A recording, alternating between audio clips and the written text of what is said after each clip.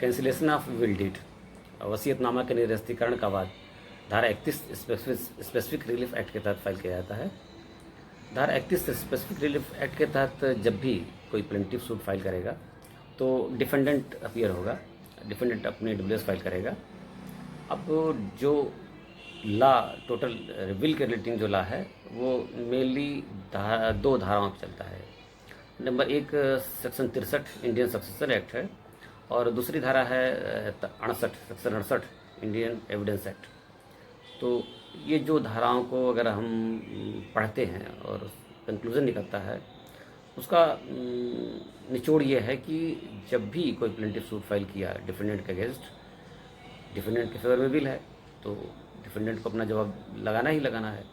और plaintiff suit file किया है कि फ्रॉड के आधार पर इन्होंने जो विल लिखा लिया है तो 68 एविडेंस एक्ट और सेक्शन 63 इंडियन सक्सेशन एक्ट के हिसाब से अब डिफेंडेंट की लाइबिलिटी बनती है कि ओरिजिनल डॉक्यूमेंट, ओरिजिनल विल का डॉक्यूमेंट जो है उसको फाइल करे मुकदमे में, and that will be the part of the record. और जब वो कोर्ट एडमिट करती है उस विल डीड को, ओरिजिनल विल डीड के डॉक्यूमेंट को, तो कम से कम एक विटनेस, विल पे दो विटनेस होते हैं। एक डॉक्यूमेंट जो विल डीड एग्जिबिट जब होती है तो दो विटनेस की जरूरत पड़ती है, तो दो विटनेस होते हैं उसमें।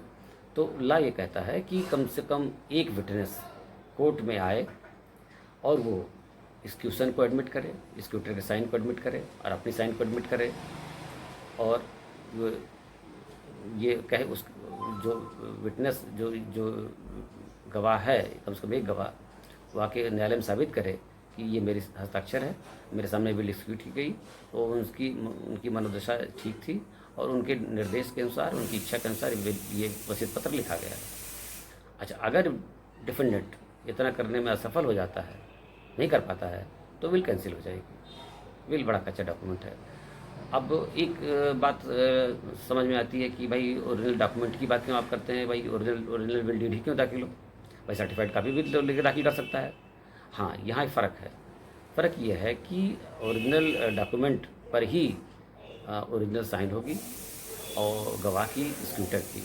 सर्टिफाइड कापी जब भी आप लेंगे तो ओरिजिनल साइन पर नहीं मिलेगी, या तो फोटो स्टेट पर मोहर मार के सर्टिफाइड कापी देंगे वो, या हाथ से लिख के देंगे।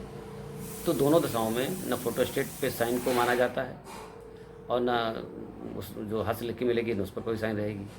तो अगर साइन की वसीयतनामा को तस्दीक कर जब भी करना है तो वसीयतनामा बिना मूल दस्तावेज का तस्दीक नहीं हो सकता, ये लफला है। तो अब विल डीड का सूट जब भी फाइल होगा तो डिफेंडेंट की लाइबिलिटी बन जाती है 3।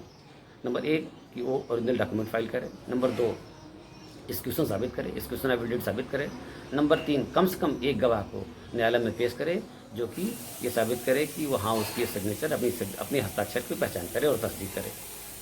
तो ये लॉ है। और वसीयत का लॉ जो कुल मिला के अगर देखा जाए तो वसीयत एक बड़ा कच्चा डॉक्यूमेंट है और जब तक आप इसको अप्रूव नहीं करते हैं तब तक ये टिकेगा नहीं। अगर प्लेंटिव सूट फाइल करता है और ओरिजिनल डॉक्यूमेंट आप नहीं फाइल कर पा रहे हैं और या फिर एक गवाह नहीं पेश कर पा रहे हैं तो आपकी वसीयत टूट जाएगी। ये लॉ है वसीयत तोड़ने के बारे में, और कोई दिक्कत ज़्यादा नहीं है। अगर आप वसीयत तोड़ना चाहते हैं तो अगर ये सब आप फॉर्मेलिटी पूरी कर देते हैं तो वसीयत टूट जाएगी। Thank you.